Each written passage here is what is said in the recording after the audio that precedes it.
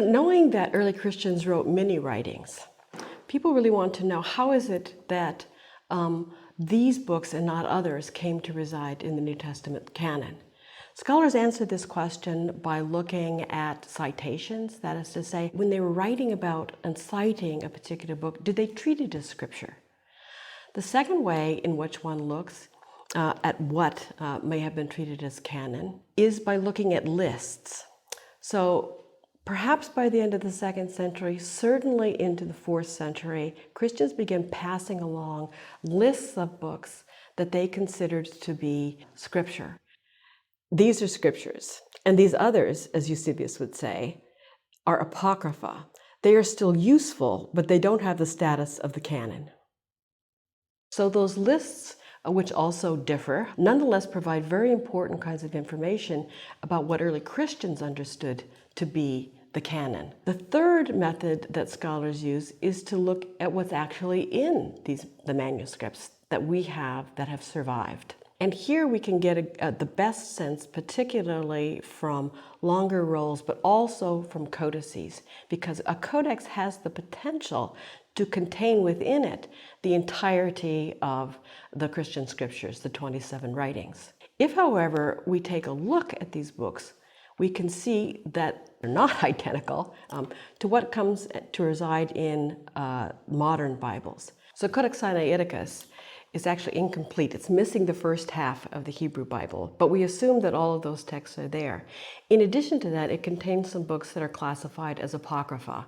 For example, 2nd Esdras, the book of Judith, or 4th Maccabees. It has all the texts of the New Testament, all 27 works. But what's really interesting about this is that it also contains 2 works not found in any modern Bibles: the letter to Barnabas and the Shepherd of Hermas, a Revelation.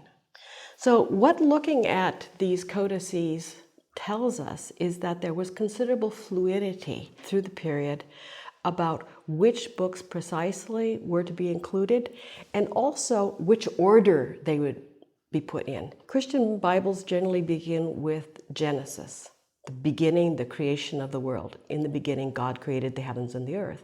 And they end with the book of Revelation, which tells about the final destruction and a new creation. But some of these Bibles would actually put the book of Revelation kind of in the middle of the New Testament texts. So the invention of printing and the printing press gave a lot of stability to the text. The Gutenberg Bible from 1454 is certainly one of the most important. It's a Latin Vulgate, that is to say it's a Catholic Bible written in Latin. But this text is a good example precisely of what is really a sea change when we're talking about stability in the text of the Bible. Another reason that the content of Bibles are different has to do with translation. Languages are contextual and they're culturally specific. So for example, not every language has a word for camel or for lamb. And so translators have to make choices about what words they're going to use. Languages differ in terms of their economic concepts, social organization, politics, and so on and so forth. So translation then has to encompass these kinds of culturally specific factors as well. The Bible has been translated into many languages, and indeed sometimes the translation is the first time that that language was written down. We're going to take a look at a variety of Bibles in different languages from around the globe.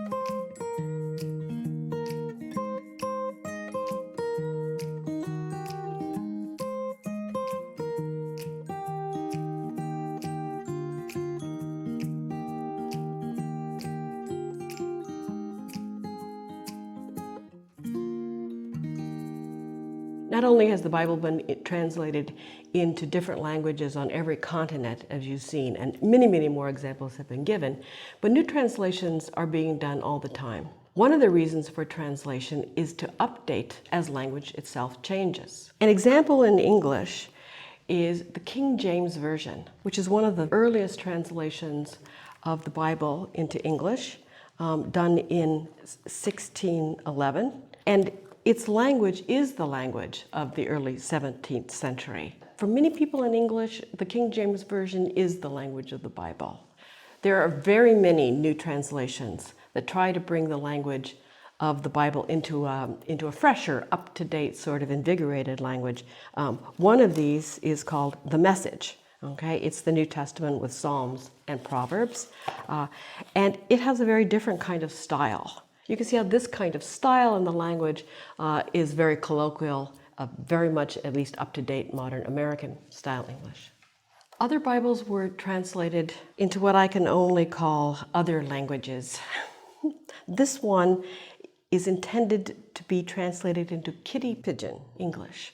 It's called, as you can see, the LOL, Cat Bible. I hesitate to try, in fact, to translate any of this. The last Bible in this discussion of translations that I want to bring to your attention is the Woman's Bible, translated by Katie Stanton in the late 19th century. It's a multi-volume work. The point of it was to bring out the roles of women and to point out the position that women are given in the biblical text. Katie Stanton was herself a suffragette and an activist.